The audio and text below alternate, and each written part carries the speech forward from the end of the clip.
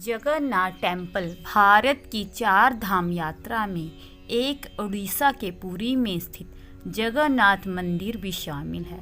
हर साल लाखों भक्त यहाँ दर्शन करने आते हैं। मंदिर के बारे में कहा जाता है कि लोगों द्वारा मांगी गई सभी मनोकामनाएं पूर्ण हो जाती हैं। वहीं प्रत्येक साल आषाढ़ के महीने में भगवान जगन्नाथ की भव्य रथ यात्रा निकाली जाती है। इस यात्रा को देखने के लिए भारत से नहीं बल्कि विदेशों से भी लोग आते हैं। इस रथ यात्रा की ये भी खासियत है कि इसके रथ को किसी वाहन या फिर किसी घोड़ा गाड़ी से नहीं खींचा जाता, बल्कि लोगों के द्वारा ही इस रथ को खींचा जाता है। यहाँ जगन्नाथ मंदिर में श्री कृष्ण जी भगवान जगन्नाथ के रूप में विराजमान हैं। इतना ही नहीं, भगवान जगन्नाथ के साथ उनके ज्येष्ठ भ्राता बलराम और बहन सुभद्रा भी हैं। उनकी मूर्तियाँ लकड़ी की बनी हुई हैं, मगर ये मूर्तियाँ अधूरी बनी हुई हैं। कहा जाता है इन्हें आज भी ऐसे ही पूजा जाता है। तो आइए जानते हैं कि इसके पीछे क्या कारण है। मगर जिन लोगों ने अभी तक मेरे चैनल को सब्सक्राइब नहीं किया, कर लें, ताकि हम और भी अच्छी धार्मिक जानकारी आपके लिए ला सकें। अगर आप किसी और मंदिर के बारे में विस्तार से जानना चाहते हैं तो कमेंट सेक्शन में जाकर ज़रूर बताएं। मत्स्य पुराण में उल्लेख है कि जगन्नाथ मंदिर में भगवान श्री कृष्ण अपने भाई बहन के साथ विराजमान हैं।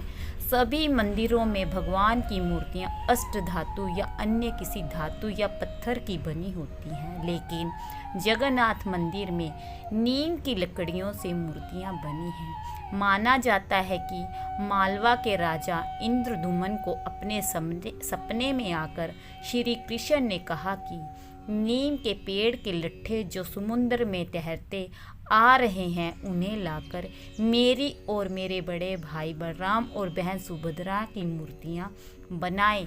तब राजा ने आज्ञा मानकर मंदिर का निर्माण शुरू किया, मगर किसी भी शिल्पकार से मूर्तियां नहीं बन रही थी और सभी एक एक कर वहां से जाने लगे। फिर ये कार्य देव शिल्पी विश्वकर्मा को सौंपा गया, मगर विश्वकर्मा ने शर्त रखी कि वे दरवाज़ा बंद करके ही मूर्तियां बनाएंगे। उन्हें कुछ भी नहीं चाहिए, कोई भी व्यक्ति किसी भी कारण के अंदर ना आए। अगर किसी कारण दरवाज़ा खुला तो वह मूर्तियां बनाना वहीं छोड़ देंगे। इस दौरान राजा ने देव शिल्पी की बात मान ली और कहा मूर्ति बनाने तक अंदर कोई नहीं आएगा। इसके बाद मंदिर के दरवाजे बंद कर दिए गए और मूर्ति निर्माण शुरू हो गया। राजा प्रतिदिन दरवाजे के पास आते और उन्हें टक टक की आवाज़ सुनाई देती, मगर एक दिन उन्हें कोई आवाज़ सुनाई नहीं दी। राजा की बेचैनी बढ़ने लगी और उसने मंदिर का पट खोल दिया। इसके बाद राजा ने देखा मूर्तियों के अभी हाथ पैर बनने बाकी थे और देव शिल्पी जा चुके थे। इसके बाद राजा ने भगवान जगन्नाथ की वह अधूरी मूर्ति ही मंदिर में स्थापित कर दी और तब से ही पुरी में भगवान जगन्नाथ की अधूरी मूर्तियों की पूजा की जाती है।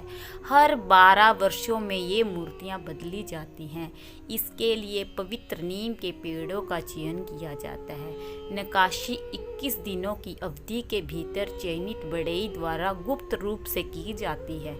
जब मंदिर की मूर्तियों को बदला जाता है तब मूर्तियों में से ब्रह्मा पदार्थ को निकालकर नई मूर्तियों में लगाया जाता है। ये ब्रह्म पदार्थ को श्री कृष्ण का हृदय माना जाता है। जगन्नाथ मंदिर के पुजारियों का कहना है कि जब भी वे भगवान का दिल नई मूर्तियों में रखते हैं तब उन्हें अपने हाथों में कुछ उछलता हुआ महसूस होता है। पुजारियों का मानना है कि ये ब्रह्म पदार्थ जो अष्ट धातु से बना है, लेकिन ये जीवित अवस्था में है।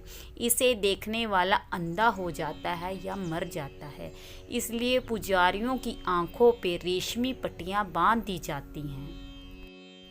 मंदिर से जुड़े कई अज्ञात रहस्य भी हैं, जैसे ध्वज की दिशा, लकड़ी की मूर्तियाँ, छाया की अनुपस्थिति, भगवान जगन्नाथ को परोसा जाने वाला महाप्रसाद, लहरों की आवाज़ और भी बहुत कुछ।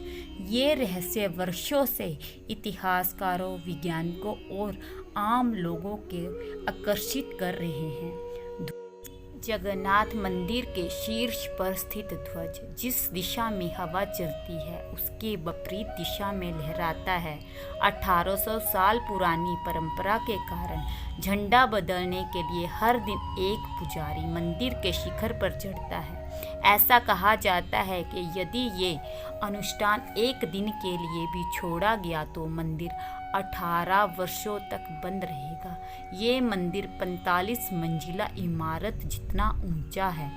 दिन का कोई भी समय हो, आसमान में सूरज कहीं भी चमक रहा हो, मगर मंदिर की कोई छाया नहीं पड़ती। महाप्रसाद भगवान जगन्नाथ को 5 चरणों में परोसा जाता है। इसमें 56 स्वादिष्ट व्यंजन होते हैं। ये 2 प्रकार का होता है, सुखीला और शंखुड़ी।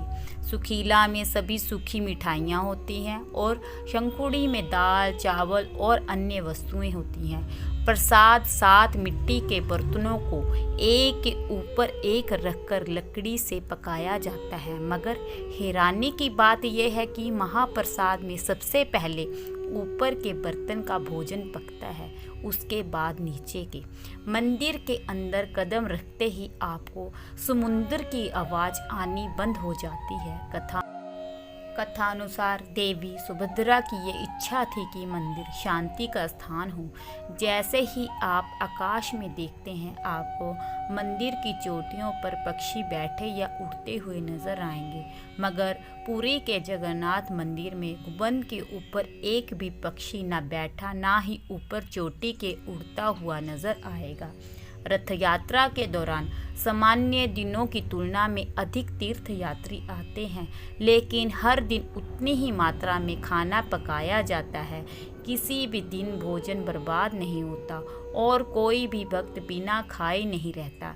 एक मान्यता ये भी है कि ज्येष्ठ मास की पूर्णिमा तिथि के दिन भगवान जगन्नाथ, बहन सुभद्रा और बड़े भाई बलराम को गर्भगृह से बाहर लाया जाता है और उन्हें शस्त्र स्नान कराया जाता है।